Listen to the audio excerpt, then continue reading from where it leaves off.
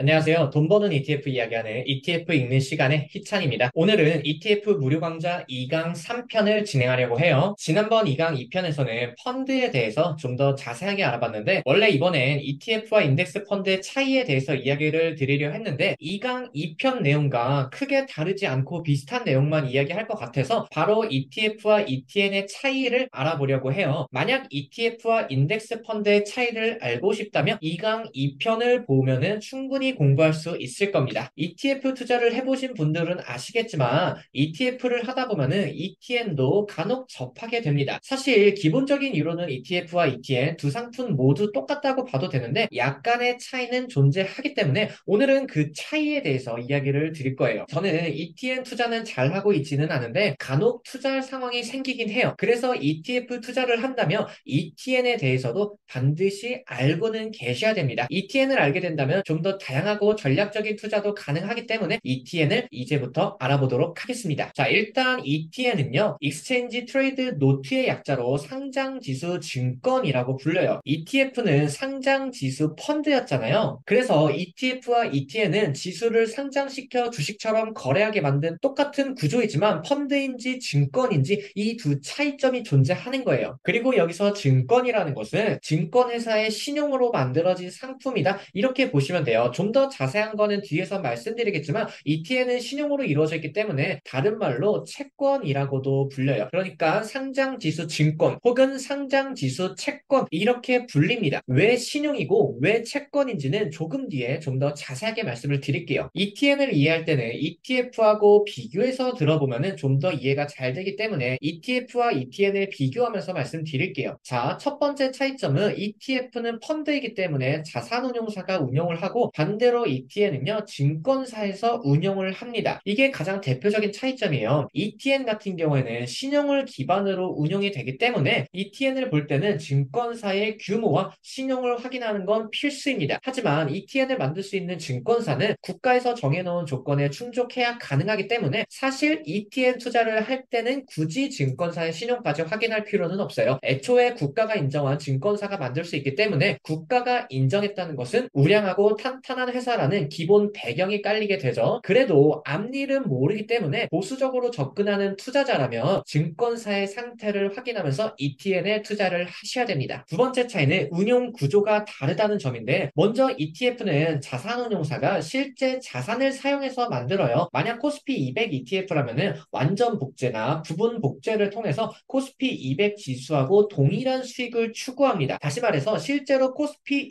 200에 상장되어 있는 200개의 주식을 모두 매입을 해서 만드는 게 ETF입니다. 그리고 이렇게 매입한 자산 같은 경우에는 신탁 재산으로 보관이 되는데 말이 좀 어렵기는 하지만 쉽게 말해서 은행에 보관을 하고 있다고 보시면 돼요. 그래서 ETF는 실제 주식과 자산 등을 이용해서 운용을 하고 실제 자산을 이용하면서 수익을 추구할 수 있는 구조입니다. 반대로 ETN 같은 경우에는 ETF하고 좀 다른 구조를 가졌어요. ETN은요, 투자자가 요청한 수익률만 맞춰줘요. 이게 무슨 말이냐면 만약에 한 투자자가 증권사한테 코스피 200 지수만큼 수익을 낼 수 있는 상품을 만들어 달라 이렇게 요청을 하면은 ETN은 딱 코스피 200 지수의 수익률만큼만 수익을 낼 수 있도록 약속하는 상품이에요. 여기서 중요한 것은 요청한 수익률이라는 건데 다시 말해서 코스피 200 수익률만 맞춰주면 될 뿐이지 실제 코스피 200 자산을 이용할 필요는 없다는 거예요. ETF는 지수에 포함되어 있는 주식이나 그 외 자산을 똑같이 매매해서 운용을 한 뒤에 그 지수의 수익률을 맞출 수 있는 건데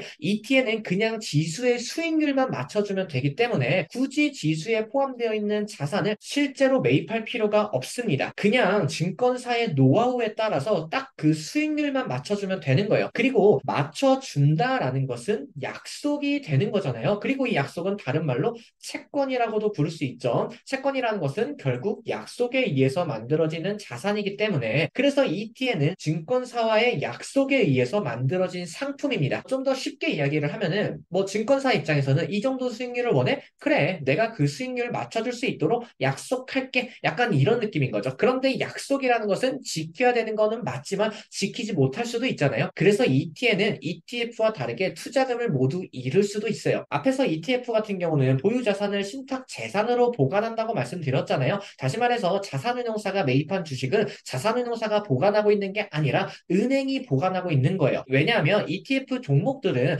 자산운용사 돈으로 사는 게 아니고 투자자들의 돈으로 사는 거예요. 그러니까 그 주식이나 그 외 자산들을 이 운용사가 마음대로 사용하면 안 되기 때문에 투자자 보호 차원에서 보유 자산을 은행이 대신해서 보관을 해줍니다. 그로 인해서 ETF가 상장 폐지가 되거나 자산운용사가 파산을 해도 우리의 투자금요 지킬 수가 있어요. 반대로 주식 같은 경우에는 상장 폐지가 되면 모든 돈을 다 잃게 되죠. 그런데 ETF는 상장 폐지가 돼도 투자금을 지킬 수가 있습니다. 다만 이때 투자금은 ETF가 상장 폐지가 될 당시에 NA만큼만 보장을 해줘요. 여기서 NAV라는 것은 쉽게 말해 ETF의 순 가치라고 보시면 되는데 우리가 거래하는 ETF의 가격은 수요와 공급에 의해서 프리미엄이 붙으면서 거래가 되는 가격인 거예요. NAV만큼 보장해준다는 것은 수요와 공급 등에 의한 프리미엄을 제외한 그 가격만큼만 보장해주는 겁니다. 그런데 레버리지나 인버스와 같은 파생 상품이 아니라면은 ETF의 시장 가격과 NAV는 크게 차이가 나지 않기 때문에 ETF가 상장 폐지가 된다면은 당시의 시장 가격으로 투자금을 돌려받을 수 있다. 이렇게 생각하시면 됩니다. 반대로 ETN 같은 경우에는 ETF와 다르게 투자금을 모두 잃을 수도 있습니다. ETN은 신용으로 만들어진 거래이기 때문에 지수와 맞는 실제 자산이 존재하지 않아요. 그리고 ETF처럼 따로 자산을 다른 곳에 보관하는 게 아니기 때문에 만약 ETN을 운영하는 증권사가 파산을 한다면은 투자한 모든 금액을 잃게 됩니다. 채권도 원리금이 보장이 되는 자산이지만 채권을 발행한 주체가 파산하게 된다면 돈을 돌려받지 못하잖아요. 그때의 위험을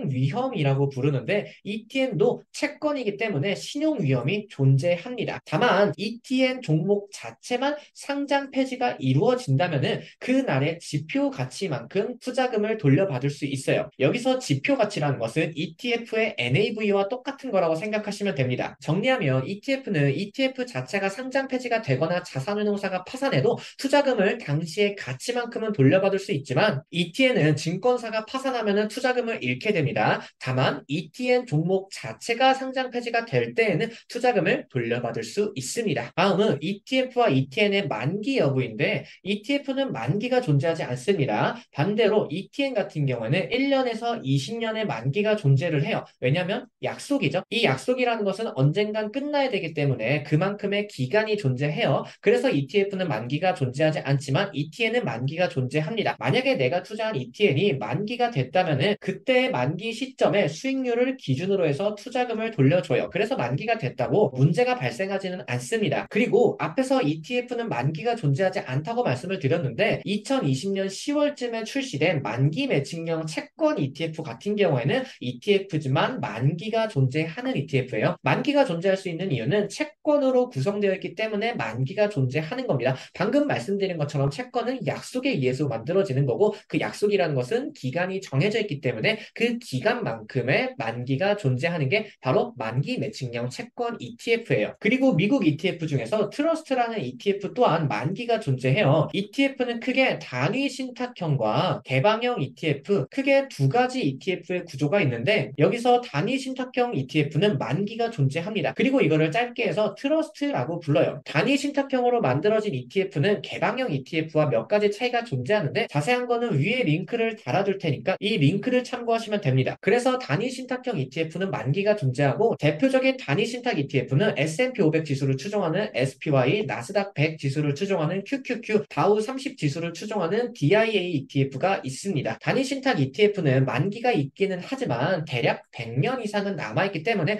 우리가 굳이 신경 쓸 필요는 없어요. 그냥 참고로 알아두시면 됩니다. 마지막으로 ETN은 ETF의 투자 대안으로 사용할 수가 있어요. ETF에 없는 상품이 ETN에 주로 상장이 되어 있는데 특히나 천연가스, 원유와 같은 원자재가 많이 상장되어 있습니다. 이 외에도 미국채나 나스닥, 베트남, 유로스탁, 테마 투자도 충분히 가능해요. 그리고 사실 ETN 투자를 하는 주 목적은 레버리지와 인버스 때문입니다. ETN의 약 80%는 대부분 레버리지하고 인버스로 이루어져 있어요. 그리고 최대 3배까지 가능합니다. 국내 ETF는 2배까지만 가능하고 레버리지 인버스 ETF도 몇 개 없기 때문에 좀 더 전략적인 투자를 하거나 혹은 해지를 하고 싶을 때는 ETN을 많이 이용해요. ETN의 특징을 몇 개만 더 살펴보면은 일단 레버리지하고 인버스가 잘 활성화되어 있기 때문에 다양한 전략을 활용할 수가 있고 해지의 목적으로도 충분히 사용할 수가 있습니다. 또한 ETN은 ETF하고 다르게 추적 오차율이 0%예요. 추적 오차율이란 것은 ETF의 시장 가격과 추종 지수의 스프레드를 뜻하는데 쉽게 말해서 추적 오차율이 0%라는 것은 지수를 루틴을 완벽하게 따르고 있다는 뜻입니다. 즉, 운영을 아주 잘하고 있다는 뜻이래요. 하지만 ETF는 대부분 부분 목재를 이용하기 때문에 추적 오차율이 0%가 나올 수가 없어요. 반대로 ETN은 요청한 수익률에 100% 맞춰야 되기 때문에 추적 오차율이 0%가 나옵니다. 그러나 이거는 이론에 따른 내용이고 현실에서는 변수가 항상 존재하기 때문에 차이가 있겠지만 확실한 건 똑같은 지수를 추정한다면 ETF보다 ETN의 추적 오차율이 훨씬 더 낮습니다. 마지막으로 ETN은 ETF보다 집중적인 투자가 가능해요. ETF 같은 경우에는 최소 10개의 종목 이상으로 구성되어야지 상장이 가능하지만 ETN 같은 경우에는 최소 5개 이상만 있으면 되기 때문에 조금 더 집중적인 투자를 할 수가 있습니다. 지금까지 ETF와 ETN의 차이를 보면서 ETN에 대해서 좀 더 자세하게 말씀을 드렸는데 저는 개인적으로 ETN 투자를 거의 하지는 않지만 그럼에도 간혹 투자할 상황이 생기기 때문에